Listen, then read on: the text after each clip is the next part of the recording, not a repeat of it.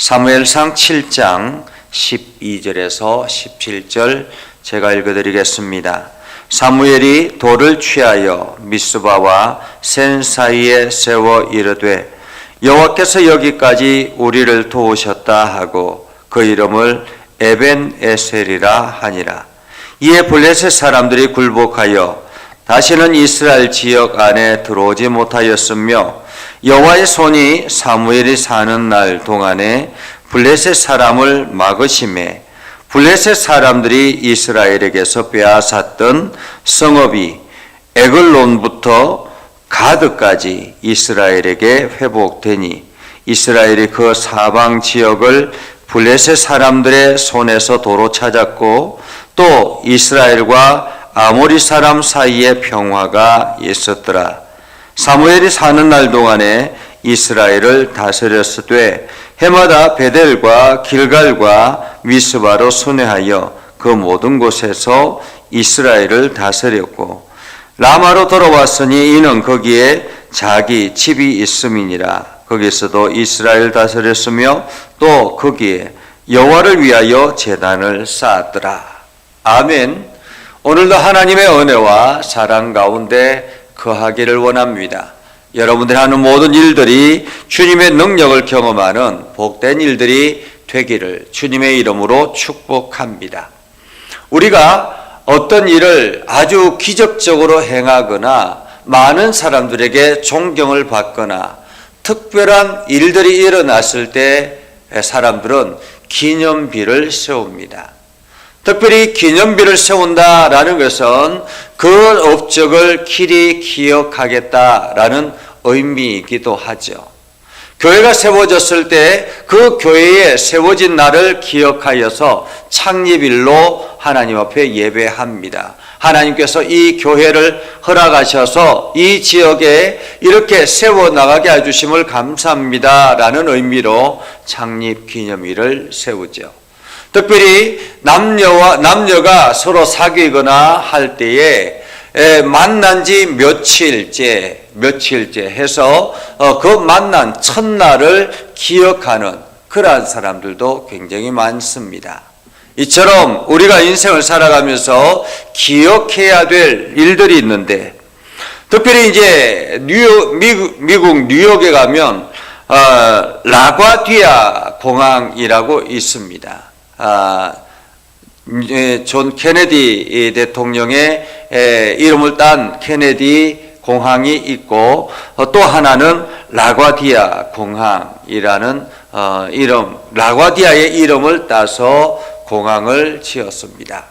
이 라과디아라는 사람은 어떤 사람인가 하면 미국의 뉴욕에서 판사로 재직하고 있었던 사람이었습니다. 판사로 재직하고 있을 때 한 노인이 잡혀왔습니다. 그의 앞에 서게 됐지요. 라과디아 판사가 노인에게 묻습니다. 왜 빵을 훔쳤습니까? 아마도 이 노인은 빵을 훔쳐서 붙잡혀 온 것 같습니다. 그래서 노인이 이야기를 하죠. 제가 4일 동안 굶었습니다. 아무도 저를 써주지 않아서 돈은 한 푼도 없고 굶어 죽을 지경이어서 어쩔 수 없이 빵을 훔쳐 먹었습니다. 라고 했습니다. 그래서 그 이야기를 듣고 판사가 이야기합니다. 그것은 개인 사정입니다. 그렇기 때문에 당신에게 벌금 10달러를 명합니다. 이렇게 벌금 10달러를 지명했습니다. 벌금 10달러, 그때 당시에는 굉장히 큰 금액이었죠. 그리고 난 다음에 사람들은 그 판사의 그 선포를 돕고는 술렁였습니다.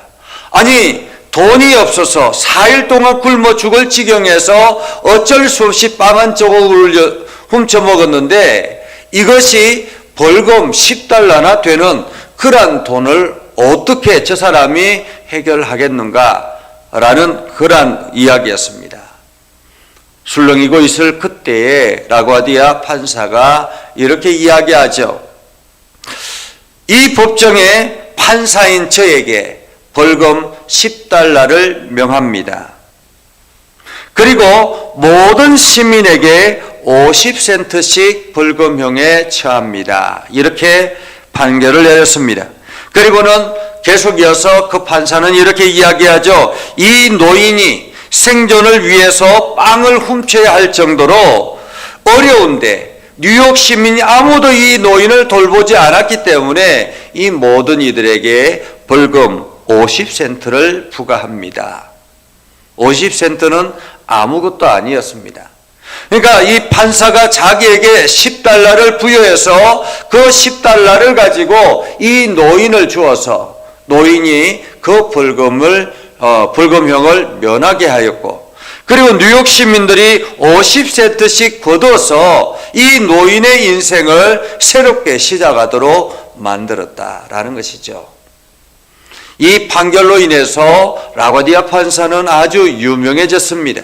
그리고 많은 이들의 사랑을 받게 되었고, 나중에 판사직을 그만두고 뉴욕시장을 출마를 했는데, 뉴욕시장을 3회 연속 뉴욕시장을 역임한 아주 유명한 역대의 많은 사람들에게 사랑받았던 그러한 시장이 됐다라고 합니다. 그래서 그의 이름을 따서 라과디아 공항이라고 그렇게 공항의 이름을 지었다라는 거죠. 이처럼 어떤 특별한 일이 있거나 특별한 사건이 있을 때 이러한 지명을 들어서 그 사람의 이름을 아예 지명에 못 받기도 합니다. 그런데 오늘 여기에 미스와와 센 사이에 에벤에셀이라는 그러한 기념비를 세웠다라고 이야기합니다. 이 기념비는 어떤 기념비일까요? 이것은 바로 우리가 새벽에 오늘 말씀을 함께 나누었던 것처럼 블레셋과의 전쟁에서 20년 만에 처음으로 승리한 놀라운 기적과 같은 일이었습니다. 아니 20년 동안 한 번도 블레셋과 전쟁에서 승리해 본 적이 없습니다. 20년 전에 에베네셀에서 그들이 블레셋이 쳐들어와서 그들과 전쟁을 했을 때 엄청난 사상자가 생겨났고, 그리고 난 다음에 그들이 법궤를 가지고 나가서 법궤까지 빼앗겼던 그러한 아주 안 좋은 그러한 상황이었죠. 그런데 20년 후에 블레셋과의 전쟁에서 완전히 승리하고, 이제 이 승리로 인해서 더 이상 블레셋이 이스라엘을 넘보지 못하는 그러한 상황까지 가게 됐다라는 것입니다. 자, 그렇다면 20년 전과 20년 후 무엇이 차이가 있었을까요? 20년 전과 20년 후 상황은 똑같습니다. 똑같은 장소였고 똑같은 블레셋과의 전쟁이었습니다. 여전히 20년 전에도 블레셋의 압도적인 군사력이 있었고 지금도 여전히 군사력으로 보면 블레셋이 압도적입니다. 그런데 20년 전에는 이스라엘이 참패를 했는데 20년 후에는 왜 승리하게 됐을까요? 그것은 바로 영적인 상황에 문제가 있었습니다. 20년 전에는 엘리 제사장이 다스리고 있을 때였습니다.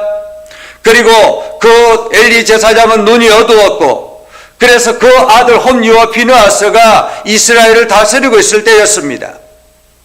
홈리와 비느하스는 하나님 앞에 제사하는 제사를 가볍게 여겼습니다. 그래서 제물에 손을 넣고 자기 마음대로 제물을 갈취했습니다.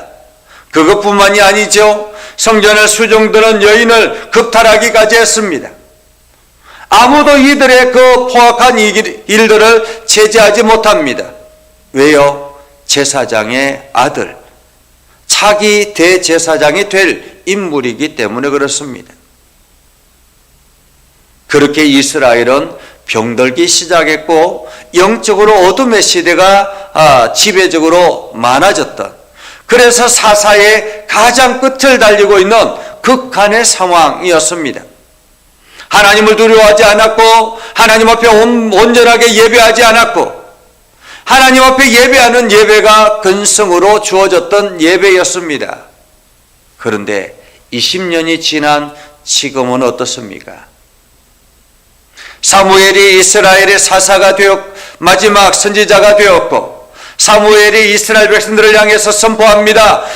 당신들의 우상과 당신들이 가지고 있는 우상과 모든 것들을 철저하게 제거하십시오. 그래서 그들은 바알과 아스라솥을 완전히 제거하는, 그러한 신상을 제거하는 놀라운 일들을 벌이게 됐습니다.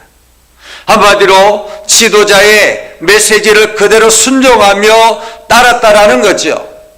그것에 끝이 아니었습니다. 그들이 사무엘이 미스바로 모이십시오 라고 했을 때 이스라엘 백성들이 온 사람들이 다 미스바로 모였습니다. 그리고 이곳에서 금식하며 기도합시다 했을 때 이스라엘 백성들이 온 마음을 다해서 금식하며 기도합니다. 그때에 블레셋이 이스라엘이 함께 모였다라는 소식을 듣고는 군사를 일으켜서 쳐들어왔지 않습니까? 이제는 몰살 지경에 놓여 있습니다.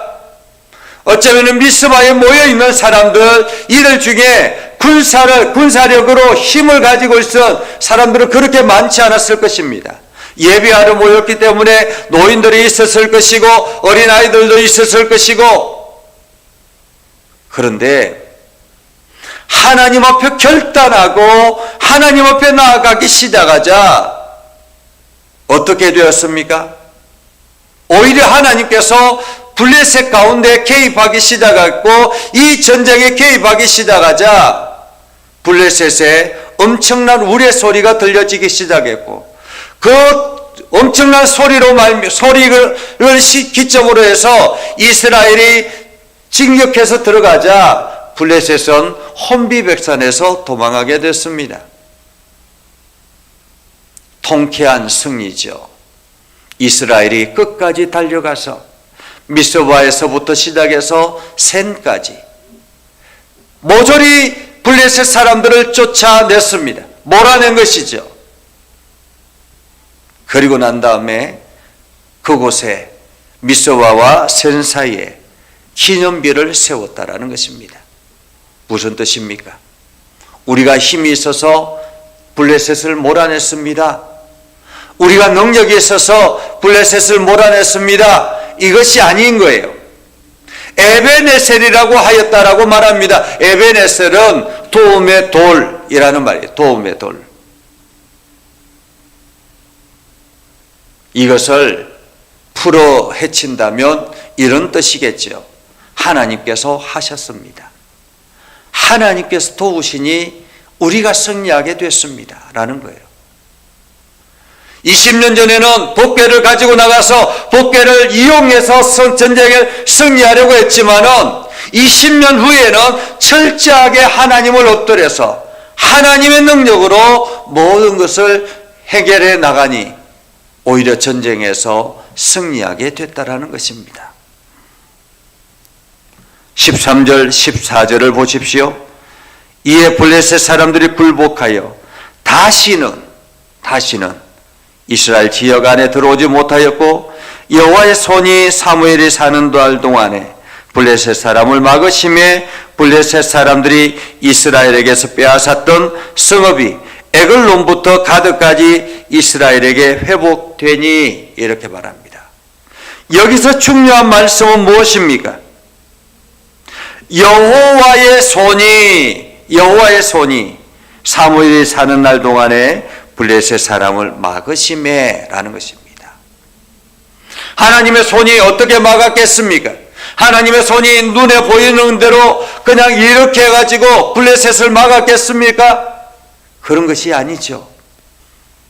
눈에 보이지는 않지만은 블레셋이 하나님을 두려워하게 되었고, 블레셋의 사람들의 마음이 이스라엘을 두려워하게 되었고, 그래서 다시는 침범하지 못하게 됐다라는 것입니다.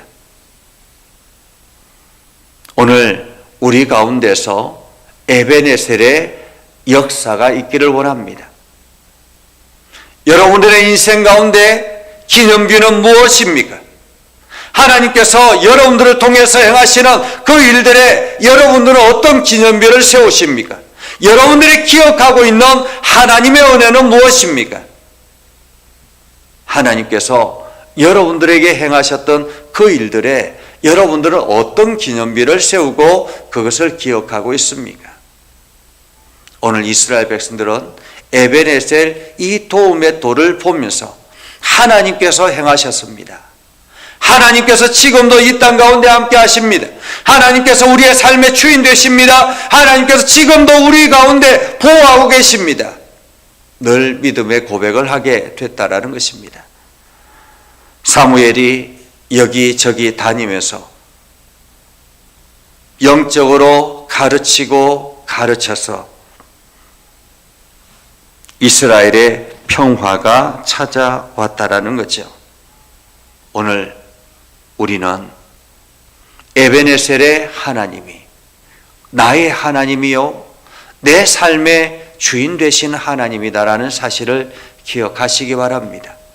그래서 내가 무엇을 행하려고 하는 것이 아니라 하나님께서 그 일 가운데 역사하시고 하나님께서 그 일을 주관하시고 하나님께서 그 역사 가운데 우리의 삶을 이끌어 가시기를 우리가 기대하며 소망하며 우리의 삶을 내어드리는 복된 시간이 되기를 주님의 이름으로 축복합니다. 기도하겠습니다. 거룩하신 아버지 하나님, 은혜를 감사합니다.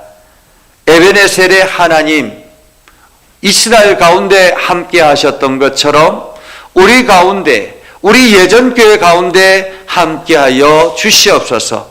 예전교회 모든 성도들이 에베네셀의 하나님을 찬양하며 하나님께서 행하셨습니다라고 고백하는 믿음의 고백들이 곳곳에서 일어나게 하여 주시옵소서.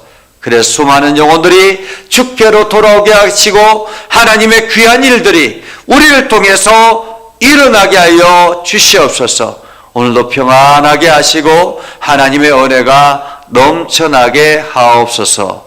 예수님 이름으로 기도드리옵나이다. 아멘.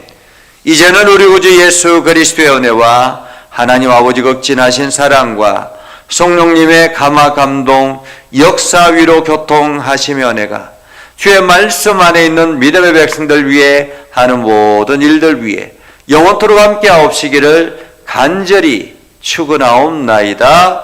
아멘.